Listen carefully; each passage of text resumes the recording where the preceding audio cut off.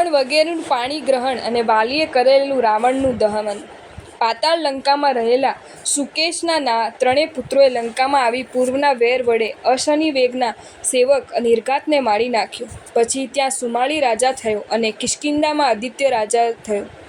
તે બંનેને પણ પરસ્પર સ્નેહ હતો. આ બાજુ અશ્નિવેગને સહસ્ત્રતાર નામે પુત્ર થયો. તેને ચિત્રસુંદરી નામે સ્ત્રીથી ઇન્દ્ર નામે પુત્ર થયો.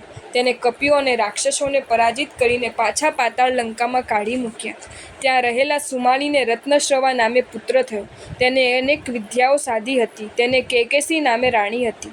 તે વખતે 100 યોજન વિસ્તારવાળી 7 કિલ્લા અને 108 દરવાજાવાળી પાતાળ લંકા ખૂબ પ્રસિદ્ધિ પામી. તેમાં કેકસીના અતિ દુર્મદ રાવણ નામે પુત્ર થયો. તેને પહેરેલા હારમાં 9 મોટા રત્નો હતા. તેમાં તેના મસ્તકનું પ્રતિબંધ પડવાથી તેનું દશમુખ એવું નામ પ્રખ્યાત થયું. ત્યાર પછી કુંભકર્ણ, સુપર્ણખા અને વિભીષણ આ 3 સંતાનોને કેકસીએ જન્મ આપ્યો. એક દિવસ પોતાની માતાના મુખથી શત્રુઓ થકી થયેલો પૂર્વજોનો પરાભવ સાંભળી રાવણ, કુંભકર્ણ અને વિભીષણ આ 3 ભાઈઓ વિદ્યા સાધવા માટે ભીમારણ્યમાં ગયા. ત્યાં રાવણને 1000 મોટી વિદ્યાઓ, કુંભકર્ણને 5 વિદ્યાઓ અને વિભીષણને 4 વિદ્યાઓ પ્રાપ્ત થઈ. ત્યાર પછી મય નામના ખેચરેશની હેમવતી રાણીથી ઉત્પન્ન થયેલી મંદોદરી નામની કન્યાને રાવણ પરણ્યો. તે સિવાય તેના ગુણથી રંજિત થઈ પોતાની મેળે આવેલી 6000 ખેચર કન્યાઓને પણ તે પરણ્યો. મહોદર રાજાની પુત્રી તંડીનમાળાને કુંભકર્ણ પરણ્યો અને વીર વિદ્યાધરની પુત્રી પંકજશ્રીને વિભીષણ પરણ્યો. અનુક્રમે મંદોદરીએ શુભ લગ્ને ઇન્દ્રજીત અને મેઘવાહન નામના 2 કુમારને જન્મ આપ્યો.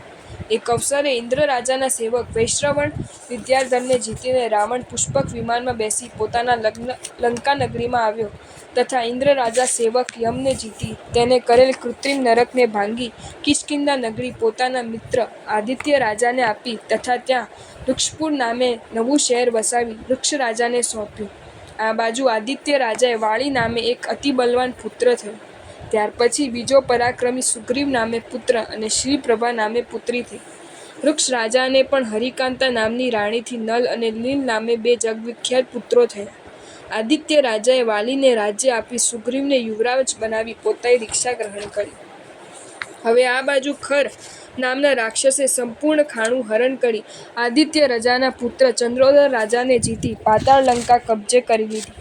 તે સાંભળી રાવણને ક્રોધ ચડ્યો, પણ મંદોદરીએ સમજાવવાથી ક્રોધ છોડી પોતાના બનેવી ખરને દૂષણ નામના તેના ભાઈ સાથે પાતાળ લંકામાં રાજ્ય ઉપર પોતે જ બેસાડ્યો. ચંદ્રોદર મૃત્યુ પામ્યો ત્યારે તેની સ્ત્રી અનુરાધા ગર્ભવતી હતી. તેને વનમાં વિરાટ નામના ગુણવાન પુત્રને જન્મ આપ્યો. એક વખત વાનરોનો અધિપતિ વાળી ઘણો બળવાન થયો છે એવું સાંભળીને તેને નહીં સહન કરનાર દશમુખે એક દૂત મોકલીને તેના સાતવાર પોતાની પાસે બોલાવ્યો. દૂતે જ્યાં જઈ પછી આવી રાવણને કહ્યું કે વાળી અરહત સિવાય બીજા કોઈને નમતો નથી. તે સાંભળીને રાક્ષસપતિ રાવણે તત્કાળ મોટી સેના લઈને તેના ઉપર ચડાઈ કરી. બળવાન વાળી ઘણા અસ્ત્રોથી યુદ્ધ કરી છેવટે ચંદ્રહાસ ખડગ સહિત લંકાપતિને પોતાની કાખમાં લઈ 4 સમુદ્રયુક્ત પૃથ્વી પર ક્ષણવારમાં ફરી આવ્યા.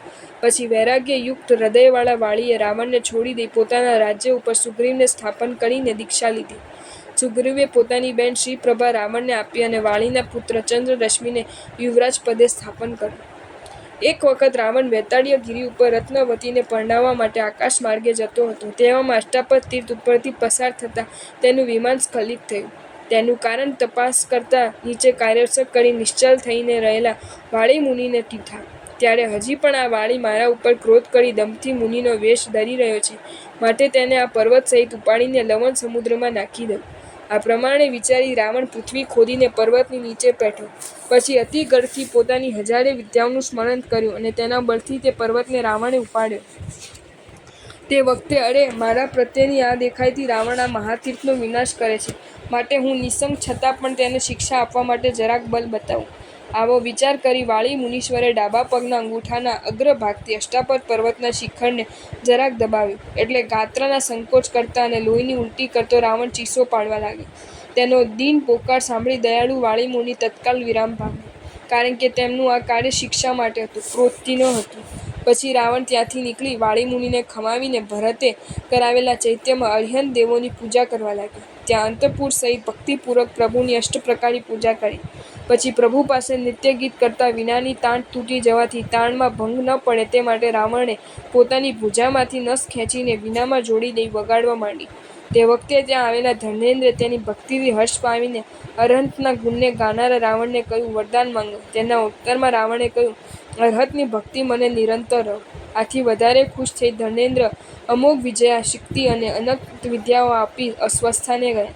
પછી રાવણ તીર્થંકરોને નમસ્કાર કરી નિત્યાલોક નામે નગરમાં ગયો અને ત્યાં રત્નાવળીને પરણીને પાછો લંકામાં આવ્યો.